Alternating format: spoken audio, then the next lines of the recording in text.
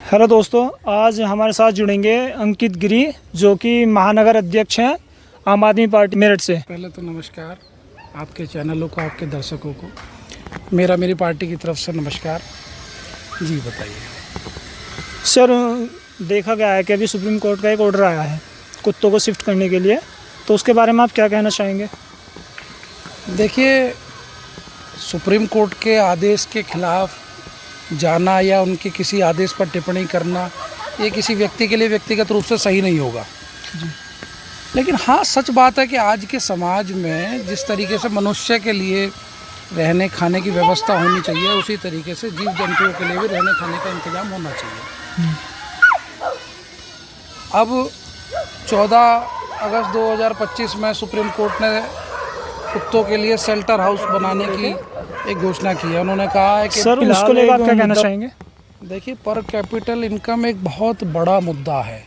वो इतना बड़ा मुद्दा है कि उसके ऊपर जितने विस्तार से बात की जाए उतना थोड़ा है, क्योंकि सरकारें उसको सिर्फ सूटेबिलिटी के अंदर आप लोगों को प्रदर्शित कर रही हैं। सरकारें आपको ये बताने की कोशिश नहीं कर रही हैं कि उसके अंदर कहाँ कमी है। पर कैपिटल इनकम के लिए भारत पूरी दुनिया में 146वीं रैंकिंग पर आता है। 146वीं रैंकिंग पर हम दुनिया की तीसरी सबसे बड़ी अर्थव्यवस्था होने का दम भरते हैं। भारत के अंदर प्रत्येक व्यक्ति की जो सालाना औसत इनकम है वो 2,35,000 रुपये के करीब है।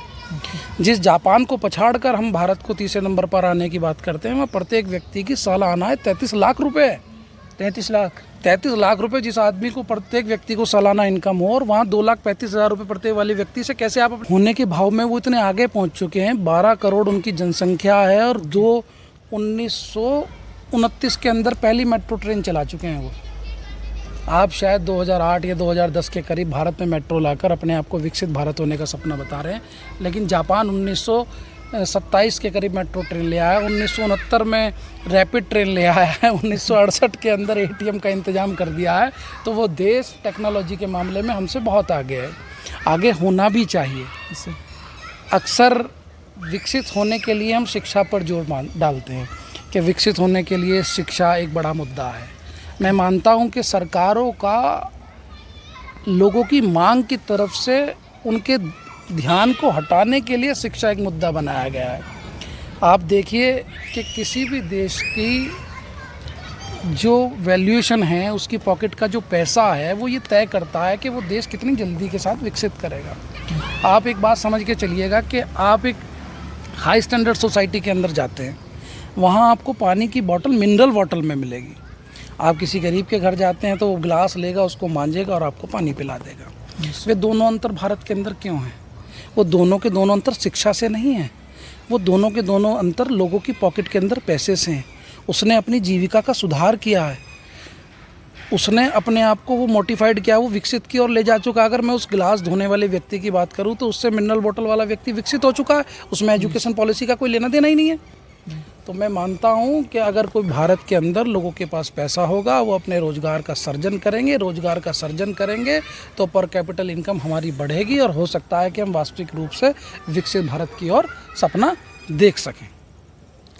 सर, अभी आपने एजुकेशन को लेकर बात की थी। अब देखा जाता है कि आप स्कूल कॉलेजों को लेकर भी साफ़ सफाई के बारे में काफ़ी एक्टिव रहते हैं। देखिए, ये बड़ा गंभीर विषय है। जैसे हमारे भारत के अंदर मिड डे मील दिया जाता है। मिड डे मील के अंदर होता क्या है कि हमारे यहाँ चावल, दाल, पोषण की बात तो की जाती है, लेकिन उसके अंदर दुनिया भर के कीड़े मकोड़े कई बार खाने के अंदर पाए जाते हैं। अभी फिर मैं दोबारा से जापान की बात करूँगा। जापान के मिड डे मील के अंदर वो पोषण मिलता है जो 5 स्टार रेस्टोरेंट्स के अंदर मिलता है। डू यू इमेजिन दैट कि एक कंट्री ऐसी है जहाँ पर मिड डे मील के अंदर 5 स्टार। तो हमारी जो एजुकेशन पॉलिसी है उसके अंदर बच्चों के लिए एक व्यवस्था तो लागू की जाती है, लेकिन उसे उच्चतम कोटि का कैसे किया जाए उस पर कभी किसी ने ध्यान नहीं दिया। इस कारण आज सरकार उन विद्यालयों को बंद कर रही है, मर्जर का नाम ले रही है। और क्योंकि दारू से सोर्स ऑफ इनकम बढ़ता है तो दारू के ठेकों पर जोर दिया जा रहा है।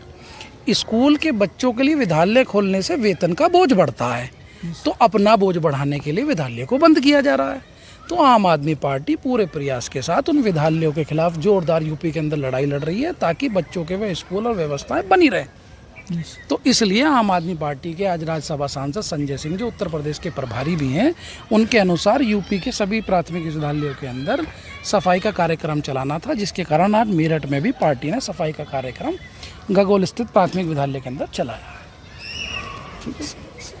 सर अभी तक कितने स्कूल्स बंद हो गए? मेरठ के अंदर भी कुछ स्कूल्स बंद हुए हैं या नहीं? मेरठ के अंदर स्कूल का जो पूरे यूपी के अंदर 27,000 स्कूलों के ऊपर बात चल रही थी, मेरठ के अंदर 100 से ज़्यादा स्कूलों के ऊपर बात हो रही थी। अभी सरकार ने पुनः विचार किया है कि 1 किलोमीटर के दायरे के अंदर के जो विद्यालय हैं उनकी मर्जर पर रोक लगाई जाएगी। ये कहीं ना कहीं निश्चित रूप से आम आदमी पार्टी की जीत है। जिस तरीके से माननीय राज्यसभा सांसद संजय सिंह जी ने पूरी यूपी के अंदर पुरजोर विरोध प्रदर्शन किया है, उसके बाद बाबा उस पर कार्रवाई होकर कुछ विद्यालय बंद होने से रोके जा सके। तो अगर सर ये मतलब स्कूल्स बंद हो जाते हैं, जो गरीब हैं वो अपने बच्चों को कैसे पढ़ा पाएंगे? क्योंकि उनके पास तो ये हमारा दुर्भाग्य है कि हम एक ऐसी मजबूरी, एक मतलब जो एक राष्ट्र की रिस्पॉन्सिबिलिटी होती है ना, शिक्षा, चिकित्सा, बिजली, पानी, ये 4 मैंडेटरीज होती हैं। दिल्ली के अंदर भी आम आदमी पार्टी की गवर्नमेंट ने कर दिखाया। तो राष्ट्र के अंदर जो सरकारें हैं, किसी भी स्टेट के अंदर जो गवर्नमेंट है, उसकी ये सबसे पहली मूलभूत सुविधाएं हैं जो जनता को मिलनी चाहिए। अब ऐसी स्थिति में अगर आप स्कूल बंद करेंगे तो गरीब का बच्चा कहाँ जाएगा साहब?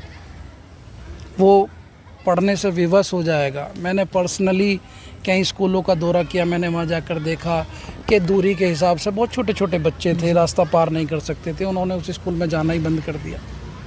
वो स्कूल जो है बंद हो गया है, वो बच्चा घर बैठ गया है। प्राइवेट स्कूल में जाने के पैसे नहीं हैं, सरकारी में जाने की व्यवस्थाएं नहीं बची हैं। तो सरकार को मेरे हिसाब से उन सब बारे में सोच विचार करना चाहिए ताकि वह बच्चे भी स्कूल जा सकें।